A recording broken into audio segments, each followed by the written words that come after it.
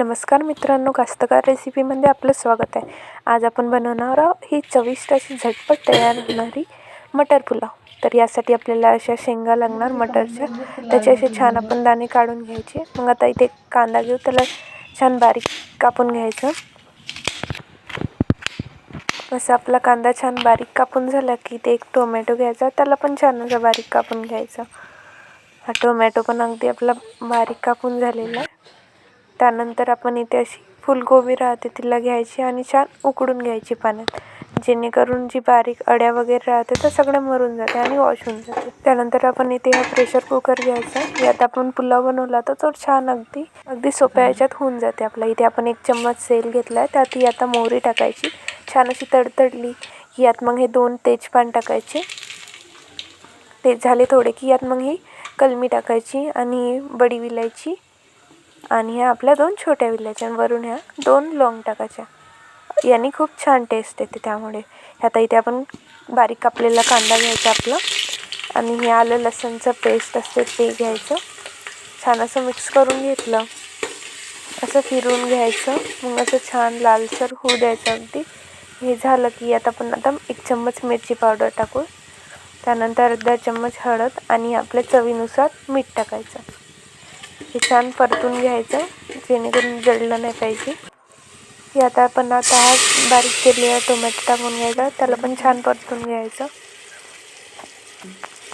आता होममेड मसाला आहे. हा मसाल्याची अगर व्हिडिओ पाहिजे असेल तर कमेंट करा. ह्या मसाला कसा बनवायचा याची व्हिडिओ आम्ही चॅनलवर अपलोड करून देऊ. आता आपला मधून परतून घ्यायचं. त्यानंतर आता आपण हे सोललेले वाटाणे टाकून घ्यायचे. ते पण छान परतून घ्यायचं.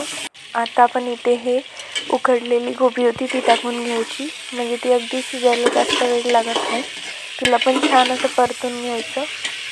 आता हे झालं की यात असे आपण तांदूळ छान धुतलेले ते टाकून द्यायचे आणि त्याला पण असं परतून घ्यायचं मस्त.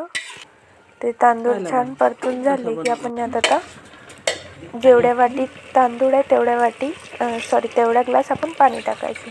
म्हणजे अगदी आपला भात जास्त पातळ पण नाही होत आणि एकदम मोकळा पण नाही, परफेक्ट होऊन जाते. हे असं झालं की याचं आपण आता हे झाकण लावून द्यायचं आणि याच्या छान 2 शिट्ट्या होऊ द्यायच्या. पॅक लावून घ्यायचं, बघायचं एअर निघत आहे की नाही निघत आहे त्यातून. तर असं झालं की 1 शिट्टी झाली, असंच आपल्याला 2 शिट्ट्या होऊ द्यायच्या. त्यानंतर याची पूर्ण एअर बाहेर काढून टाकायची, म्हणजे जेणेकरून आपल्याला काही रिस्क राहत नाही ते उडायचं वगैरे. आणि याचा आपला अगदी छान मटर पुलाव तयार झालेला आहे. अगदी सोप्या आणि सरळ पद्धतीत आपला तयार झालेला आहे. अगदी 10-15 मिनटात तयार होणारा. यात आता आपण अशी कोथिंबीर टाकून घ्यायची वरून छानपैकी आणि असं सर्व करायचं. आपला तयार आहे मटर पुलाव. व्हिडिओ आवडला असेल तर व्हिडिओला लाईक करा, चॅनलला सबस्क्राईब करा. अशीच नवनवीन व्हिडिओ तुमच्यापर्यंत घेऊन येईन. थँक्यू.